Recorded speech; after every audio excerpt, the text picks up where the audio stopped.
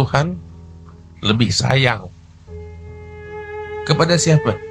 Kepada pelaku kemaksiatan yang setiap malam dia merintih dan menangis akan kondisi dirinya yang semacam itu di hadapan Tuhan, dibanding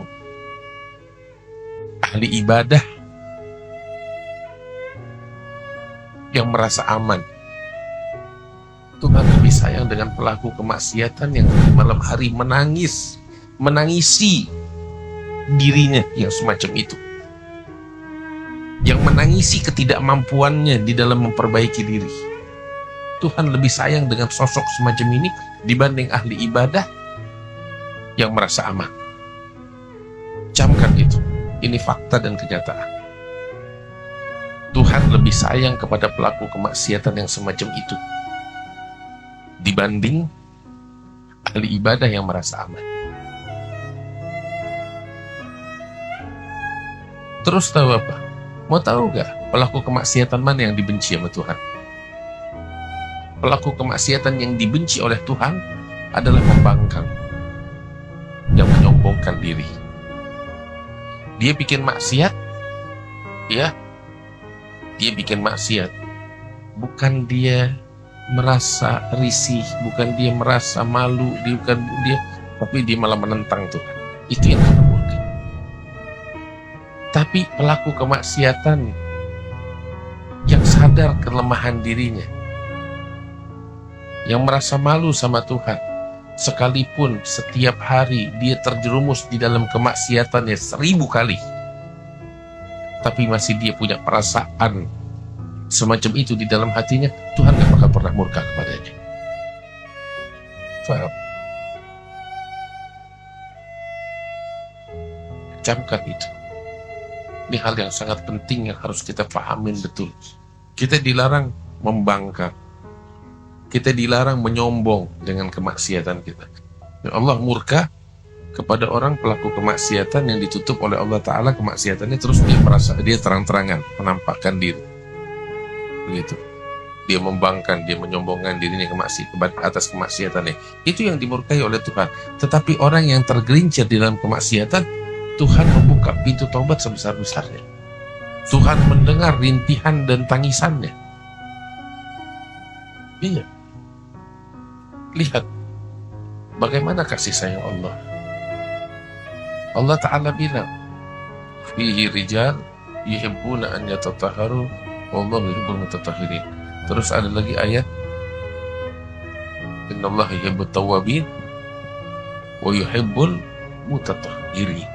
Allah cinta kepada orang-orang yang terus-menerus bertaubat.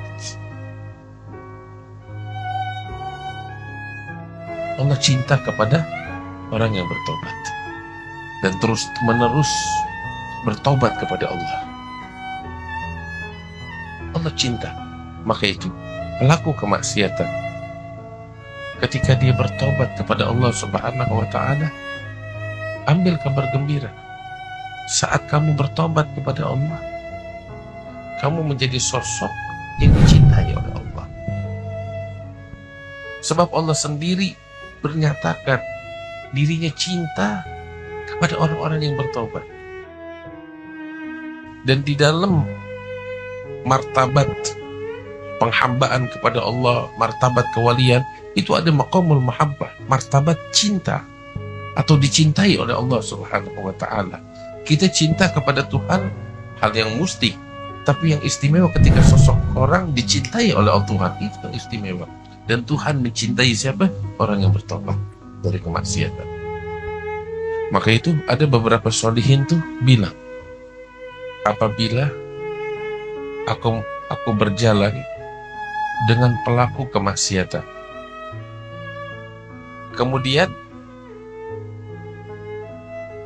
sesaat terhalang antara aku dengannya, dengan pelaku kemaksiatan ini, dengan sebuah pohon yang rindang.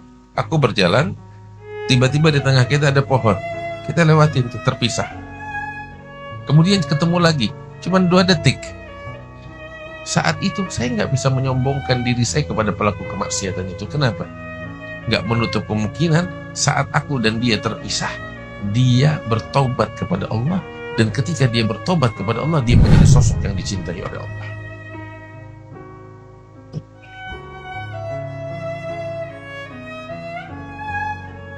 Teman-teman, inilah Tuhan kita yang maha baik, yang maha dermawan, yang maha agung. Inilah sosoknya kepada pelaku kemaksiatan seperti kita. Dan inilah sosoknya, kasih sayangnya, cintanya kepada setiap hamba yang datang kepadanya. Maka itu Nabi SAW bilang, tubu ila rabbikum, kembalilah kamu kepada Tuhan. Tahu gak artinya taubat itu apa? Merujuk kepada Allah, balik kepadanya. Sekabur-kaburnya kita dari Tuhan, Tuhan membentangkan tangannya, ayo balik yuk. Gak apa-apa, mari sini balik. Tuhan gak pernah nutup pintunya kepada hambanya. Tuhan siap memeluk kamu,